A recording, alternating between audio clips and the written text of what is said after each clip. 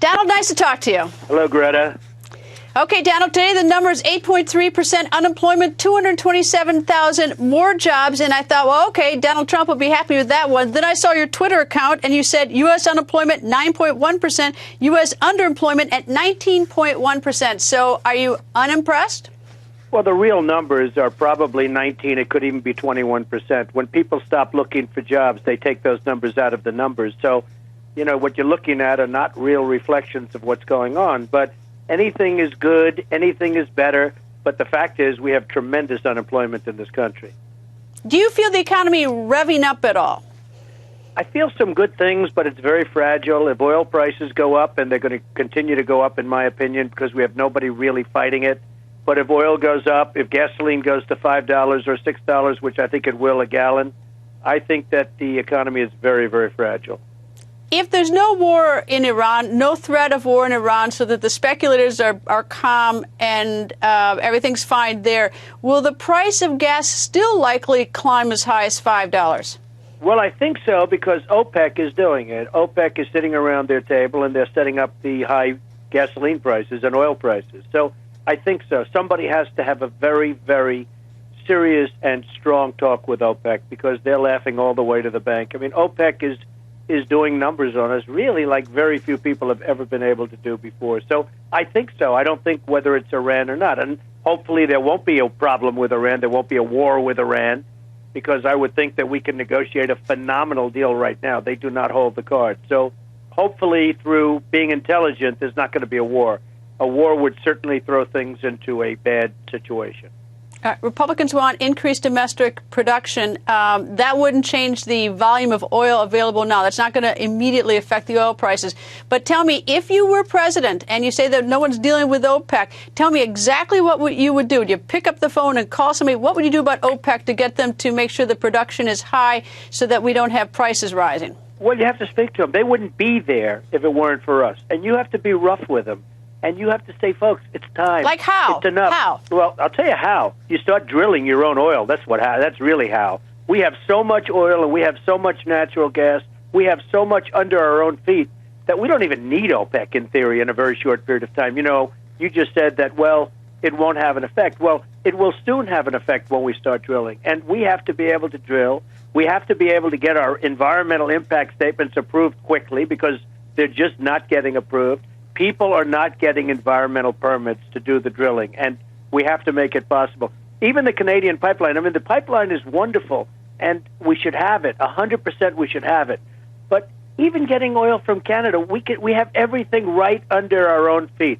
So the greatest way to deal with OPEC is just to start drilling. All right. If you had to make a phone call, though, to OPEC, or had to do something in the short room, tell me the conversation. I would tell them to start releasing whatever we need to release, because the supply and demand is ridiculous. Just so you understand, there's so much product, as we would call it. There's so much all over. The ships at sea, they don't know where to dump it. And yet it's artificially set, and it's artificially set by OPEC. Speculators are bad, but they don't have the impact that OPEC has. So you've got to get on. When I say phone, you've got to do phone or its equivalent. Let's get them over here. And you say, fellas, it's over. It's not going to continue. Now, I can't believe that Obama would go into the presidency with this next election, because he could absolutely lose it, despite George Will with his moronic statement. And he could absolutely lose it without question if oil prices go up. So I can't believe that Obama isn't speaking to OPEC right now. All right. You obviously caught my attention, George Will's moronic statement. I'm unfamiliar with it. What moronic statement? Well, he made a statement that he doesn't think the Republicans are going to be winning the presidency, and they should focus on Congress. They should focus on Senate and congressional races. And I think it's, just ridiculous. Actually, some of the polls I see have Mitt Romney leading. So for him to make that statement, of course, he is not a great one. There's no question about that. This is not the smartest. Guy out there. There's no question about it. I've watched this for years. I've watched predictions he's made for years. Many, many wrong predictions, and a very negative force for the Republican Party, in my opinion. Something makes me think you don't like George Will. No, it's not a question of don't like. I don't like somebody that says focus of you're not going to win the presidency. I mean, obviously, I think the Republicans have a very good chance, especially when they get their act together and get one candidate. And I think the one candidate obviously should be Mitt Romney. But at some point, they're going to have to get together and have a candidate because they keep fighting each other. They're not fighting Obama. Obama is very, very vulnerable, and oil is going to make him more vulnerable. Is he vulnerable, though, if the job numbers continue to look better, if the gas prices don't soar, and if the unemployment level trends downward? Not as quickly as any of us would like it, but doesn't that make his position more secure than less secure? Absolutely. It makes him more secure. It's not easy to beat an incumbent president. It's not easy to beat somebody that's been there. And if the numbers start getting better, and if the fuel and the oil and gasoline prices aren't going to be going up, which I think they probably will, but if they're not, and if the economy starts getting better, there's no question it's a much tougher race, and he would be hard to beat.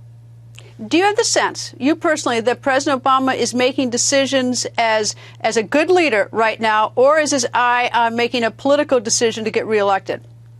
Well, it just seems that so much of what he does is for political reasons. And I'm not blaming him for that, but it would just seem, whether it's class warfare, whether it's many, many other things, you could name many things, but it just seems that much of what he does is politics. I mean, he's out every night campaigning, and doing fundraisers, and, using Air Force One to fly into cities and tying up traffic all over the place, and costing billions of dollars probably when you add it all up, if you add up the whole thing, and not paying for it. I think it's very unfair.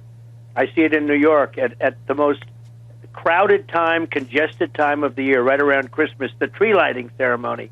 He flies into New York. The city was a disaster for an entire evening, an entire day. You couldn't move. It was gridlock. And there were a lot of angry people. So I would say a lot of what he does has to do with politics. I would say almost everything that he does has to do with politics. I know you're supporting Governor Romney. You've endorsed him, helped him out in Michigan, made those robocalls, helped him out in Ohio. I'm curious, if he asked you, who would you recommend to be the dream vice president candidate in your mind if he gets a nomination? Well, I'm a big fan of Chris Christie. He's a friend of mine. He's doing a great job as governor of New Jersey. I think that you have a wonderful senator from Florida who would do a fabulous job. I think he'd be great. I think carrying Florida is very important, and the Republicans have a very good chance of carrying Florida. So I think between the two of them, I think you have two good ones, and you have others. You have many very talented people in the Republican Party. All right, Donald, where are you? Usually I come up to your office and talk to you in your office. You're not up in New York tonight. Where are you? I'm with Tiger Woods, watching him play well, and a lot of people play well, at Doral Country Club, which I just bought. And they're having the great tournament. They're having the Cadillac Classic. Cadillac is the sponsor, and a great sponsor. And I just bought the Doral, which is a tremendous piece of property, 800 acres right in Miami, right smack in the middle of Miami. And I guess the way I look at it, with it'll soon be $16 trillion worth of debt. The best thing you can own is real estate. And so I'm very happy with that, and we're having a lot of fun. And they have a tournament going on right now, a big one. Are you doing a lot of hiring? I am, actually. I'm doing hiring here. We're rebuilding the entire place. It's going to be fantastic. All right, good. Well, that's good news for American workers looking for jobs. They're all going to flock now to your new country club. Donald, thank you. Thank you very much, Greta.